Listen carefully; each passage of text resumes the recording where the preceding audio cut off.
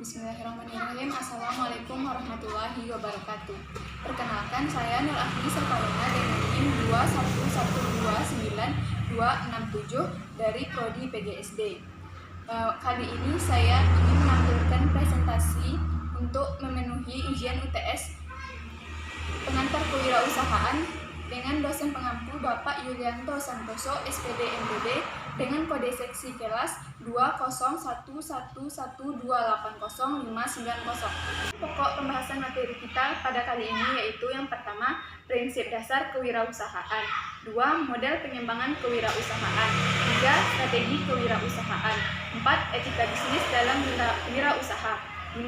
Wirausaha sosial. Pertama, prinsip dasar kewirausahaan. Pengertian kewirausahaan.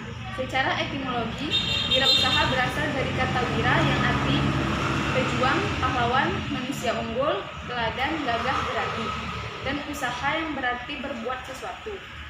Wirausahawan adalah orang yang mempunyai kemampuan melihat dan menilai kesempatan bisnis, mengumpulkan sumber daya yang dibutuhkan guna mengambil keuntungan, dan tindakan yang cepat dalam memastikan kesuksesan. Sedangkan kewirausahaan adalah kemampuan menciptakan sesuatu yang baru secara kreatif dan inovatif untuk mewujudkan nilai tambah. Kreatif berarti menghasilkan sesuatu yang belum pernah ada sebelumnya. Inovatif berarti memperbaiki, memodifikasi, dan mengadakan sesuatu yang sudah ada. Nilai tambah berarti memiliki nilai lebih dari sebelumnya. Karakteristik dari seorang wirausahaan yaitu kesabaran, energik, kaya dengan ide, kreatif, inovatif, punya mimpi, ada modal, tanggung jawab, prestasi, leadership, mampu bernegosiasi, jujur, dan bertakwa. Tujuan dari kewirausahaan yang pertama, meningkatkan jumlah wirausaha yang berkualitas. 2. Menyadarkan masyarakat atau memberikan kesadaran wirausaha yang baru dan kuat terhadap masyarakat. 3. Menghasilkan kemajuan dan kesejahteraan masyarakat. 4. Membudayakan semangat, sikap, perilaku, dan kemampuan kewirausahaan di kalangan masyarakat. Selanjutnya, manfaat kewirausahaan. Pertama, menambah daya tampung tenaga kerja. 2. Sebagai generator pembangunan lingkungan, pribadi, distribusi, pemeliharaan lingkungan, dan kesejahteraan. 3. Memberi contoh bagaimana bekerja keras, tekun, dan memiliki pribadi unggul yang patut diteladani. 4. Mendidik karyawan jadi orang mandiri, disiplin, tekun, jujur dalam menghadapi pekerjaan. 5. Mendidik masyarakat hidup efisien dan sederhana. Adapun sasaran kewirausahaan. Pertama, instansi pemerintah, BUMN, organisasi, profesi, dan kelompok masyarakat. 2. Pelaku ekonomi, seperti pengusaha kecil dan koperasi. 3. Generasi muda, seperti anak-anak yang sudah putus sekolah dan calon wirausahawan. Selanjutnya, keuntungan kewirausahaan. Yang pertama, terbuka lebar kesempatan untuk menjadi bos dalam perusahaan yang didirikan. 2. Terbuka peluang untuk memperoleh manfaat dan keuntungan secara maksimal. 3. Terbuka peluang untuk memperhatikan potensi wirausaha secara penuh. 4. Terbuka peluang untuk membantu masyarakat dalam usaha. 5. Terbuka peluang untuk mencapai tujuan usaha yang dikehendaki. Kelemahan kewirausahaan. Pertama, tanggung jawab sangat besar dan berat di dalam menghadapi permasalahan bisnis. 2. Bekerja keras dalam waktu yang panjang. 3. Memperoleh pendapatan yang tidak pasti dan memiliki risiko yang sangat besar. Materi yang kedua, model pengembangan kewirausahaan. Pengertian usaha. Menurut Kamus Besar Bahasa Indonesia, usaha adalah kegiatan dengan menggunakan tenaga pikiran atau badan untuk menyatukan suatu maksud. Usaha adalah melakukan kegiatan secara tetap dan terus-menerus dengan tujuan memperoleh keuntungan, baik yang diselenggarakan oleh perorangan maupun badan usaha yang terbentuk badan hukum atau tidak berbentuk badan hukum, yang didirikan dan berkedudukan di suatu daerah dalam suatu negara. Tahapan dalam pengembangan usaha. Pertama, memiliki ide usaha. 2. Penyaringan ide atau konsep usaha. 3. Pengembangan rencana usaha atau business plan. 4. Implementasi rencana usaha dan pengendalian usaha. Teknik pengembangan usaha. Yang pertama, perluaskan skala usaha.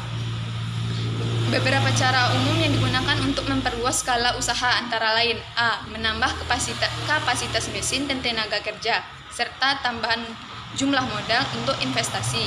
B. Menambah jenis barang atau jasa yang dihasilkan. C. Menambah lokasi usaha di tempat lain. Yang kedua, perluasan cakupan usaha. Perluasan cakupan usaha atau diversifikasi usaha dilakukan dengan mengembangkan jenis usaha baru di wilayah usaha yang baru, serta dengan jenis produk yang baru dan bervariasi. 3. Perluasan dengan kerjasama, penggabungan, dan ekspansi baru. Ada beberapa jenis perusahaan dengan cara ini, seperti joint venture, merger, holding company atau akuisisi, 4. Sindikat, dan kartel. Jenis strategi pengembangan usaha. Menurut Fred R. David, strategi dapat dikelompokkan atas 4 kelompok strategi. Yang pertama, strategi integrasi vertikal. Strategi ini menghendaki agar perusahaan melakukan pengawasan yang lebih terhadap distributor, pemasok, dan atau para pesaingnya, misalnya melalui merger, akuisisi, atau membentuk perusahaan sendiri. 2. Strategi intensif. Strategi ini memerlukan usaha-usaha yang intensif untuk meningkatkan posisi persaingan perusahaan melalui produk yang ada. 3. Strategi diversifikasi.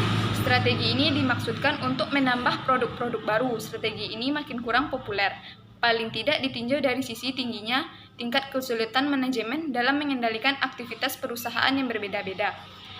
4. Strategi bertahan. Strategi ini bermaksud agar perusahaan melakukan tindakan-tindakan penyelamatan agar terlepas dari kerugian yang lebih besar, yang pada ujungnya akan mengalami kebangkrutan. Analisis produk dan pasar dalam pengembangan kewirausahaan. Pertama, produk.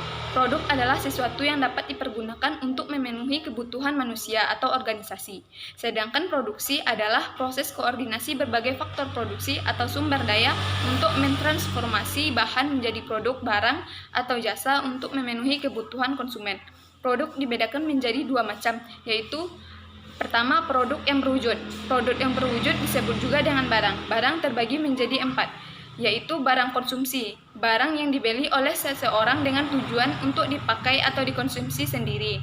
2. Barang industri, yaitu barang yang dibeli dengan tujuan tidak untuk dipakai atau dikonsumsi sendiri, akan tetapi untuk dipakai dalam perusahaan dalam rangka menjalankan kegiatan operasional usahanya. 3. Barang komplementer, yaitu barang yang melengkapi barang lain. Misalnya sepeda motor harus dilengkapi dengan bensin. 4. Barang substitusi, yaitu barang yang menggantikan barang lain. Misalnya roti dapat digantikan dengan nasi. 2. Produk yang tidak berwujud. Produk yang tidak berwujud disebut jasa. Sebagai contoh, universitas menghasilkan produk yang berupa jasa pendidikan. Rumah sakit memasarkan produk yang berupa jasa kesehatan. Perbankan memasarkan jasa keuangan, dan sebagainya. 2. Pasar. Pasar merupakan suatu yang sangat vital bagi seorang pengusaha atau pemasar yang akan memasarkan produk. Oleh karena itu, seorang pengusaha harus mengetahui secara baik tentang bagaimana dapat memasarkan produknya. Unsur yang membentuk pasar ada 3 macam. Yang pertama, orang atau pribadi itu sendiri. 2. Kebutuhan serta keinginan. 3. Daya beli.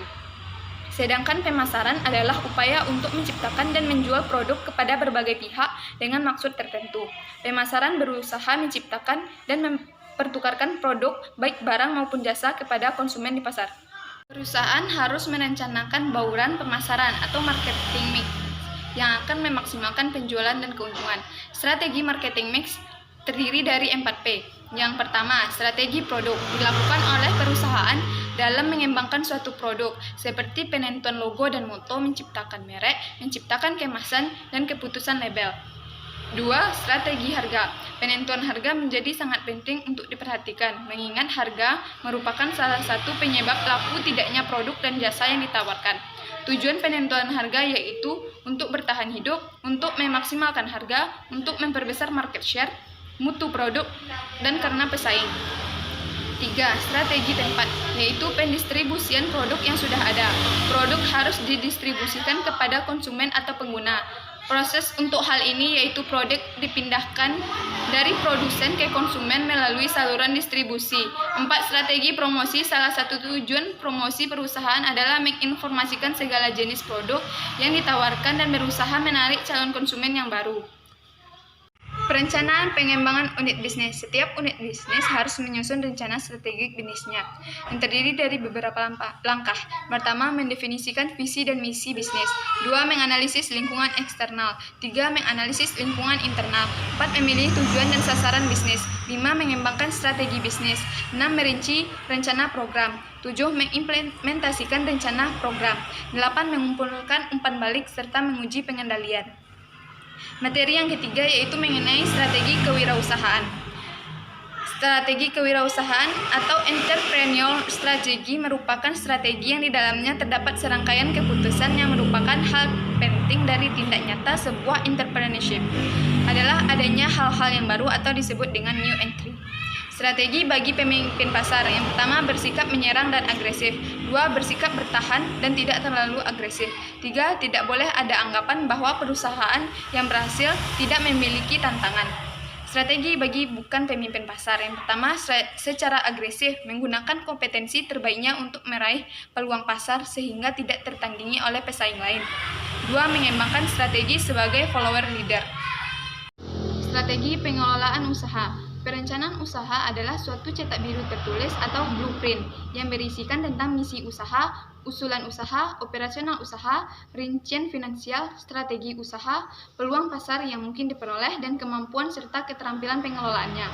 Perencanaan usaha mempunyai dua fungsi penting, yaitu pertama sebagai pedoman untuk mencapai keberhasilan manajemen usaha, kedua sebagai alat untuk mengajukan kebutuhan permodalan yang bersumber dari luar. Teknik dan strategi pemasaran. Tujuan pemasaran adalah bagaimana barang dan jasa yang dihasilkan disukai dan dibutuhkan oleh konsumen. Strategi pemasaran bagi usaha baru. Pertama, penetrasi pasar dengan memperbesar volume penjualan dan periklanan. 2. Pengembangan pasar, peningkatan penjualan dengan pengenalan produk pada pasar baru. 3. Pengembangan produk, memodifikasi produk yang sudah ada untuk meningkatkan penjualan. 4. Segmentasi pasar, pemasaran produk berdasarkan segmennya. Teknik pengembangan usaha. Pertama, pengembangan skala ekonomis dengan menambah skala produksi, tenaga kerja, teknologi, sistem distribusi, dan tempat usaha. 2. Perluasan cakupan usaha dengan menambah jenis usaha baru, produk dan jasa baru yang sekarang diproduksi, serta teknologi yang berbeda. Materi yang keempat yaitu etika bisnis dalam wirausaha. Etika dan norma-norma bisnis. Menurut Zimmerer, etika bisnis adalah suatu kode etik perilaku pengusaha berdasarkan nilai-nilai moral dan norma yang dijadikan tuntutan dalam membuat keputusan dan dalam memecahkan persoalan-persoalan yang dihadapi. Sementara itu, menurut Ronald J. Ebert dan Rizky M. Griffith, etika bisnis adalah suatu istilah yang sering digunakan untuk menunjukkan perilaku etika dari seorang manajer ataupun karyawan suatu organisasi. Secara luas, etika adalah tata cara berhubungan dengan manusia lainnya, karena masing-masing masyarakat beragam adat dan budaya. Etika sering disebut sebagai tindakan mengatur tingkah laku atau perilaku manusia dengan masyarakat.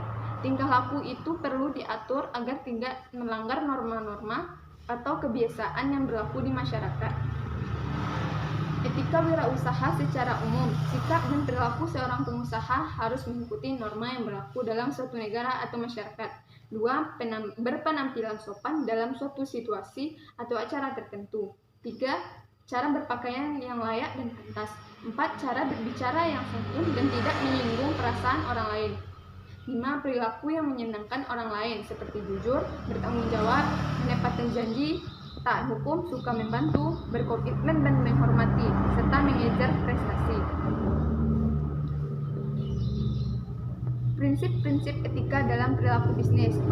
Ada kejujuran, integritas, memelihara janji, kesetiaan, kewajaran, suka membantu orang lain, hormat kepada orang lain, warga negara yang bertanggung jawab, mengejar keunggulan, dan dapat dipertanggungjawabkan. Cara-cara mempertahankan standar etika. Pertama, ciptakan kepercayaan. 2. Kembangkan kode etik. 3. Jalankan kode etik secara adil dan konsisten. 4. Lindungi hak perorangan. 5. Adakan pelatihan etika. 6. Lakukan audit etika secara periodik. 7. Pertahankan standar yang tinggi tentang tingkah laku, jangan hanya aturan. 8. Hindari contoh etika yang tercela. 9. Ciptakan budaya yang menekankan komunikasi dua arah. 10. Libatkan karyawan dalam mempertahankan standar etika. Ciri-ciri wirausaha yang berhasil. Pertama, memiliki visi dan misi yang tujuan yang jelas. 2. Inisiatif dan selalu proaktif. 3. Berorientasi pada prestasi. 4. Berani mengambil risiko. 5. Kerja keras. 6. Bertanggung jawab terhadap segala aktivitas yang dijalankan. 7. Komitmen pada berbagai pihak. 8. Mengembangkan dan memelihara hubungan baik dengan berbagai pihak. Materi yang terakhir yaitu mengenai wirausaha sosial. Konsep dan prinsip wirausaha sosial. Kewirausahaan sosial adalah disiplin ilmu yang menggabungkan antara kecerdasan berbisnis, inovasi, dan tekad untuk maju ke depan. Wirausaha sosial melihat masalah sebagai peluang untuk membentuk sebuah model bisnis baru yang bermanfaat bagi pemberdayaan masyarakat di sekitar. Wirausaha sosial adalah orang yang menyadari di mana ada kesempatan untuk memenuhi kebutuhan yang tidak terpenuhi, yang mana sistem kesejahteraan negara tidak akan atau tidak mampu memenuhi kebutuhan tersebut, dan orang yang bersama-sama mengumpulkan sumber daya yang dibutuhkan, umumnya sumber daya manusia, uang, dan tempat, dan cara menggunakannya. Gerakan memunculkan kewirausahaan ada 2. Yang pertama, melakukan terapi mindset, jiwa, mental, etos wirausaha pada komunitas-komunitas, organisasi sosial, dan kelompok-kelompok kecil. 2. Menanamkan wawasan sosial pada investor atau pemilik modal, pengusaha tradisional, perusahaan, dan profesional di dunia usaha. 3. Kunci akselerasi kewirausahaan sosial. Yang pertama, autentik. Saat kita memulai mengembangkan wirausaha sosial, setiap dari kita memiliki pilihan. Seperti berkata, saya selalu katakan dan ingatkan akan pentingnya passion dan nilai. Passion dan value ini yang menjadikan kita memiliki karakter yang autentik. 2. Boost. Kita butuh energi dan sumber daya untuk mampu terus mendorong wirausaha sosial bergerak ke depan. Apa yang membuat kita harus mendorong atau terdorong? Jawabannya adalah empati. Kita harus mampu secara emosional merasakan tujuan dari wirausaha sosial. 3. Kreativitas. Kreativitas menjadi hal yang sangat penting dalam wirausaha sosial. Tanpa kreativitas, kita yang akan melakukan apa yang harus wirausaha lain bisa lakukan, dan kita berada dalam kerumunan yang melelahkan. Sekianlah penyampaian materi dari saya. Semoga materi ini dapat memenuhi penilaian ujian tengah semester mata kuliah pengantar kewirausahaan dengan Bapak Dosen Yulianto Santoso, SPD, MPD. Sekian dan terima kasih. Wassalamualaikum warahmatullahi wabarakatuh.